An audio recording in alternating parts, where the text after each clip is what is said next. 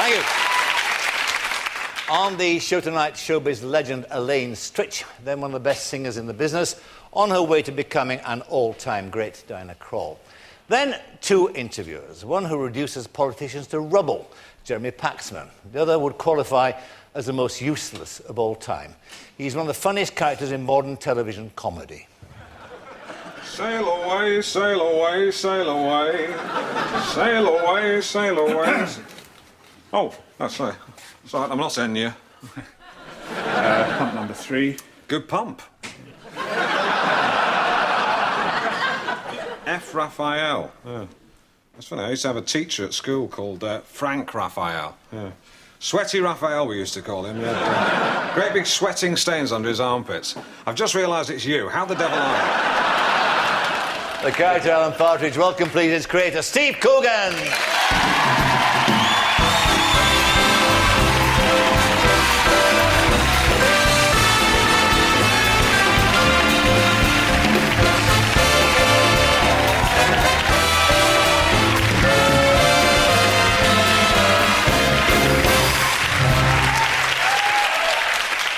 Welcome. Thank you. Bring us up to date on Mr. Partridge. Well, he's no longer living in a travel tavern. He's now living in a static home. Not a caravan. No. A static home. There's a difference. Yes. Next to his house, which is being built. And his job now? His job, he's still working on the radio. He's got a slightly better slot, so things are going okay. Yes. He has a girlfriend. He has a Ukrainian girlfriend. And he didn't meet her on the internet. He's branched out. He's on digital TV now, of course. He's got a digital TV military-based quiz show called Skirmish, which no one's ever seen. And in fact, we don't even see it in the series. You know. He has to tell people how to find it. You know.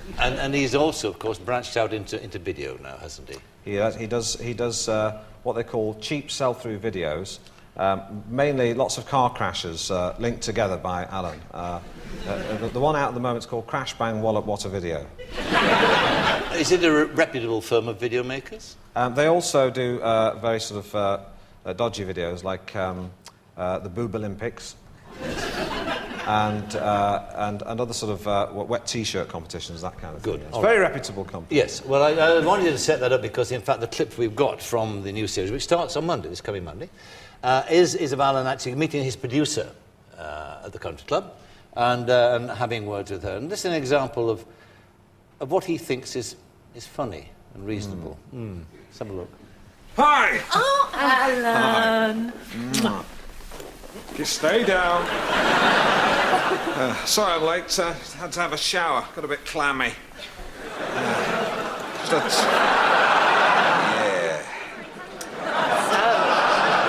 How have you been, Alan? Roddy bloody good, actually. Yes, his panic attacks have all but stopped. Thanks, Len. Mum, I want my Game Boy. Hello, excuse me. What's his name? It's Todd. What, Todd? Seriously? Hello, Todd. Very snazzy jeans you got on there. Thank you. You're welcome.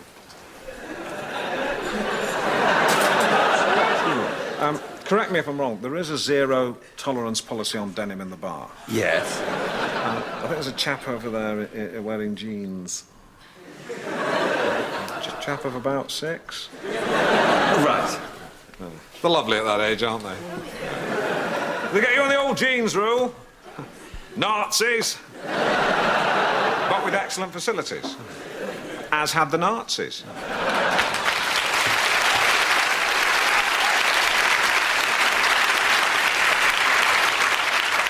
He's interesting, Alan, because in that character, I mean, you challenge the kind of limits, the parameters of humour, don't you? I mean, there was one I remember where, I mean, he hit a man in a wheelchair. He did hit a man in a wheelchair, and that sounds very reprehensible. In fact, it is reprehensible. I would never, ever recommend hitting people in wheelchairs. I think it's a very bad thing. But we just thought, we sometimes think, what's the worst possible thing you could do? How can we put it in a comedy and get away with it and make it funny? Because it's Alan doing it, then it's all right. So because you're laughing at Alan, you're not laughing at the person in the wheelchair. But it's always nice to sort of do things that people feel a bit uncomfortable about. A lot of people actually sort of watch the programme, they go... I sometimes meet husbands and wives, and they say that... They say, oh, my husband loves it, but I can't stand it. It's awful, I can't watch it. Yes. You know, and that's a lot of people feel that. They feel it's very uncomfortable to watch. But I think good comedy is like that. That's a compliment, you think? I think so, yeah. I mean, well, but he didn't start off like that. I mean, now he's fully fledged. Now he's developed into a character with a kind of a soul and all that sort of thing. Well, how did he start off? He was a sports commentator. Yeah. I knew nothing about sport, and I still know very little. So I just make things. I just make things up. Like if I was watching, they'd give me some footage of a football match, and I wouldn't know who was playing or who they were, and I'd just start talking rubbish. Actually, saying things like, "There goes the man with the ball there, passing it to the other man, the one with the curly hair, and he's kicked it in the net, and that's a goal." And you just talk. It's verbal diarrhea, but you know there are a lot of broadcasters, present company accepted, who do talk a lot of verbal diarrhea, but they say it with such confidence that they kind of get away with it. You know, I think the attitude is keep talking. Doesn't matter what you're saying. Yeah. But talking about present company accepted, I mean, how did he become a talk show host? And dare I ask this question, who was he modelled on? Well, now you tell the truth. Well, if you tell the truth, you've got 1 minute left. If you don't tell the truth, well, the thing is, he was sort of an amalgam of lots of people, but funnily enough, since I started doing him, it's more after the event, watching broadcasters, that I start to think, God, you know, he's just like he's worse than Alan Partridge. I mean, oh, go on. Go on. Well, you know, there's a little bit of Richard Maglin, I think. Is there? A little. Which bit of Richard Maglin?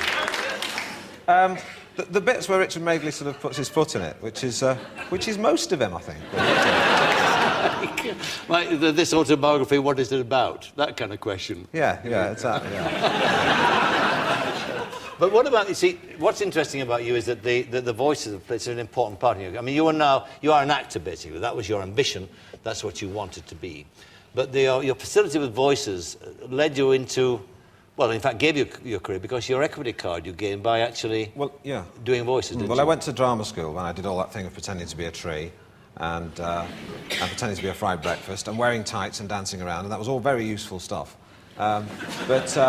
But when I was there, in those days, to become an actor, you had to get an equity card. One of the few ways of doing it was doing cabaret, and so I did, and I could do impressions. So I just started doing stand-up comedy around pubs and clubs, and that was the way I got my card. And I was able to do. I had a facility for doing voices. I'd do people like Ronnie Corbett and you know, I'd. Yeah, I'd do him like that, you know. But I do him. I put him in Vietnam. You know, I'd do him as a kind of the Terminator in Vietnam, going, you know, there I was, you know, surrounded by gooks, out from the bushes. I blew him away, which isn't very nice. I just used to do all these kind of voices, and so that was. I started getting voiceover work, you know, doing those adverts, doing those things like "Get down to Top Man today. Horrible acrylic sweaters only $3.99. Horrible polyester trousers only $14.99. It's all gonna go, so hurry, hurry, hurry." I do stuff like that,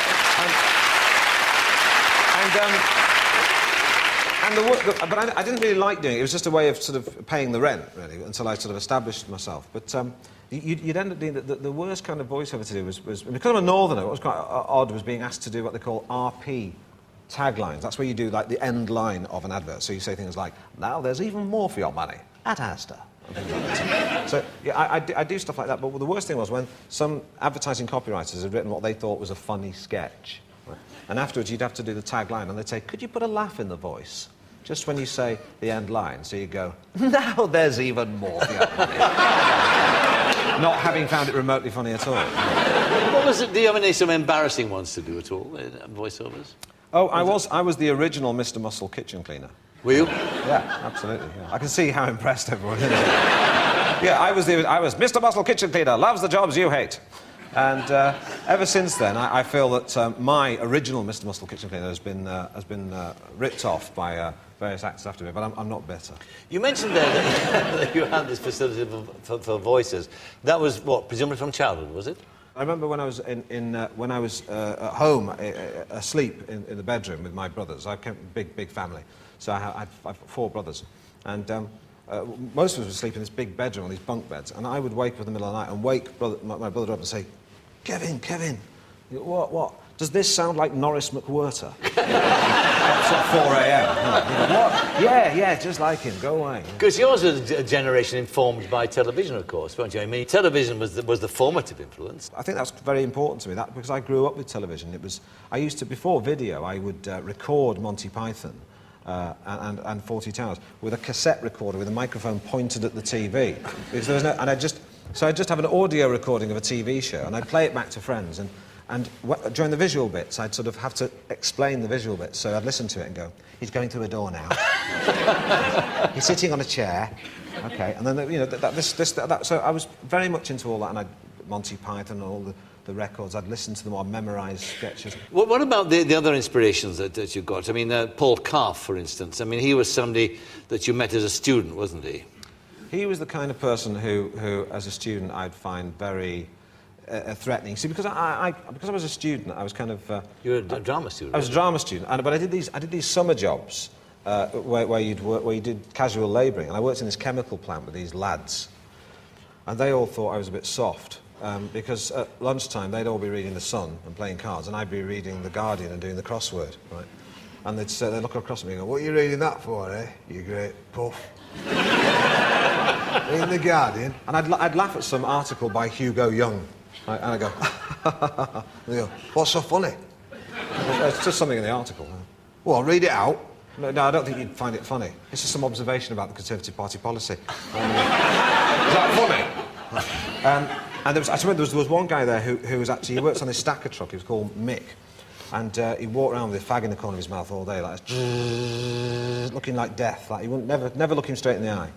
And I was loading up this big barrel of linseed oil. Don't ask me why, but I was. That was what I was asked to. And this lad next to me said, "There's Mick coming along." Said, "When he comes past, just to get in with the other lads, his gran's been knitting him a sweater for ages." He said, just when he comes past, say, "Has your gran finished knitting you that sweater?" And I went, "Oh, OK, I'll be one of the lads then."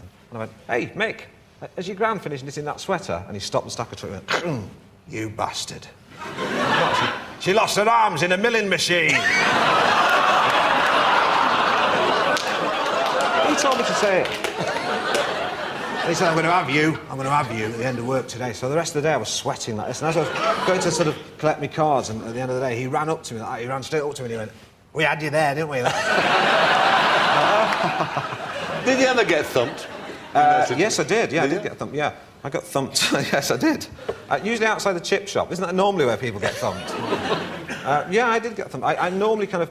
The way when I was with lads like that, the way I'd avoid getting hit was I could do impressions, and the one they knew was Sylvester Stallone. Oh. So they go, "Oh, do your Rocky," and I go, "I'm going to bust your ass now." "You're all right." And what about Alan Partridge now? I mean, I suppose in a sense you're stuck with him, aren't you? I mean, I mean that in the nicest sense, that you know he's part of the landscape now. He's your most famous creation, and part of the catalogue of comedy characters. Is that a kind of imposition on you? I mean, are you going to struggle, do you think, to maintain him? Well, it's funnily enough, it's strange because when I was a child, all I wanted to do was I think one of my chief ambition was to be able to make a sitcom or create a comic character like Basil Fawlty or like Blackadder or something. That was what I wanted to do, and I sort of more or less achieved that now. And so it is an albatross, but it's a very nice albatross to have. Yes. And I was saying to Armando Iannucci and Peter Bainham, who write the series with me, I said to them, I've come to terms with the fact now that whenever I die, if I die next year, if I die in 30 years, in my obituary there'll probably be a picture of Alan Partridge. And Pete Bainham said, "Yeah, but in our obituaries there'll be a picture of Alan Partridge too." but you branched out in the sense you've got your own production company now, and you just finished doing a new comedy drama, haven't you? Yeah. And your movie too, the last movie you did about the club scene in 24-hour Party People. But I mean that's gone down big in America. It's gone down very well in America because they don't know who I am there, so they go, you know, the thing you were saying about Alan Partridge, of course, whatever I do gets compared with Alan Partridge. So if it doesn't quite match up to it, people say, "Oh, it's not as good as Partridge." Well, over there they don't know who he is, so they went, "Oh, there's quite a funny bloke in this new film. You know, he seems quite talented." So that's quite refreshing that the film was judged entirely on its merits, and so it's opened a few doors for me. Good, but you're obviously going to go through. Well, yeah. The thing is, what they have there's a kind of a ladder in America. There's a kind of what they call a casting list, and I'm on the bottom rung of that. So I get sent lots of scripts and saying, "Are you interested in playing this part?" And I go, "Oh yes, I'd love to." And they go, "Oh, sorry, someone else is doing it." Sorry, Ben Stiller's doing it. You know, so there's all these people. So I've got to wait for all these people to say no before it gets to me. So I'm just waiting. And shortly we shall be joined on the set by Mr. Jeremy Paxman. And of course, what I didn't mention about your career was that at one point you did Spitting Image, didn't you? And I'm right, I think, in saying that you did the very first voice of Mr. Paxman. I did. I remember that because what they do when they have a new puppet, they had a new puppet of Mr. Paxman in his slightly curlier hair days, and they sort of brought the puppet and they said, OK, who can do a Paxman? So I went up and did my version of him. And what I did, I don't know if it's my imagination, but I coined this thing where when he'd respond to every politician's comment by going, yes. He'd sort of speak like this. It's all very well. A lot of people sort of think that's very interesting. What exactly is it? You know, he just sort of points those words out like that. But I said every time I sort of started ears, and after a while in the script they started spelling it ears, E-A-R-S, ears. Well, we shall test out that invitation when he comes on in just a moment. But for the moment, Steve Coogan, thank you very much indeed. Thank Steve you. Coogan.